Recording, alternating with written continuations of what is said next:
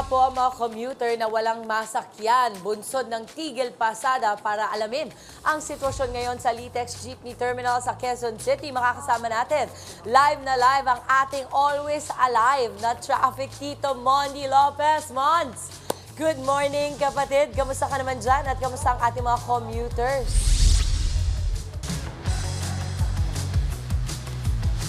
Yes, good morning, Mami Dims. It's Monday and it's Monday.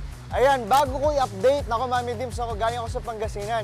Sayang yung dalawang luta drip session natin, ha. Babawiin natin ngayon. Ito naman, nandito tayo ngayon sa Litex Southbound. Kita nyo naman, team commute, kaway-kaway tayo, ha. Dahil, eto, kitang-kita nyo naman, hindi pa masyadong ganun dama yung nationwide transport strike ng grupo ng jeepney drivers na Manibela na magsisimula ngayong araw hanggang Miyerkules. Kasi naman may mga ilang jeep pa kaming nakukunan na pumapasada na biyaheng Quiapo, Espanya, Loton, Welcome Rotonda, Delta, MRT, Pilcoa, City Hall, Cubao, Alimol at inaasahan ng mga karanas ng hirap sa biyaheng team commute. Kaya naman nag-announce nga ang DOTR na magdagdag ng bus at tren sa LRT 1 and 2 at MRT para sa mga apektadong sumasakay ng jeep.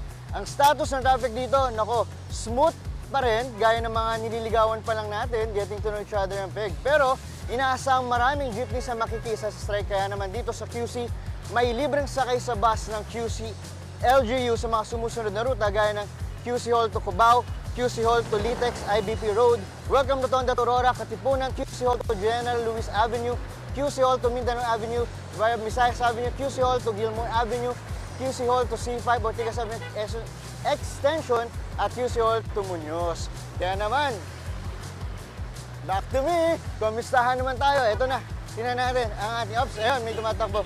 Ma'am, good morning, good morning. Ma'am, pwede ba? Ano sasakyan niyo po? Jeep? Jeep po sasakyan niyo? Ay, bus. Ito, jeep? Ay, bus. O, sige, ingat po kayo. Ito na.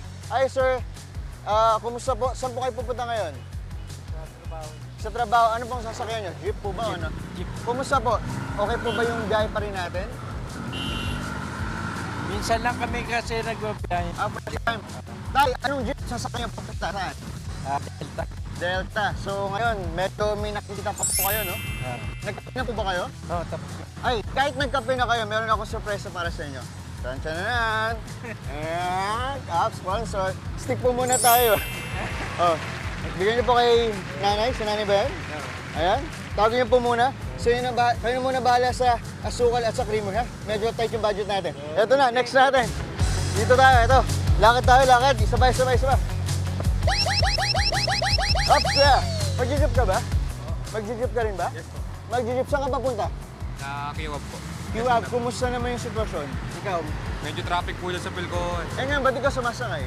Ba't tayo Bibili pa po, sumasakay? kalma lang. Bibili ka ng? Pandesal po. Pandesal, sakto. Kaya pa ba natin sundan? Pero mukhang hindi nakakayanin. Kung bibili ka ng pandesal na kung maganda, partner mo yan ng kape.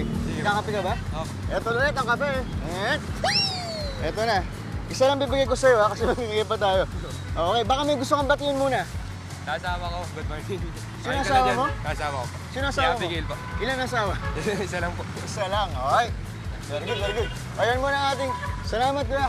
Yan muna ating morning biyahe. Magbabalik tayo. Mamaya.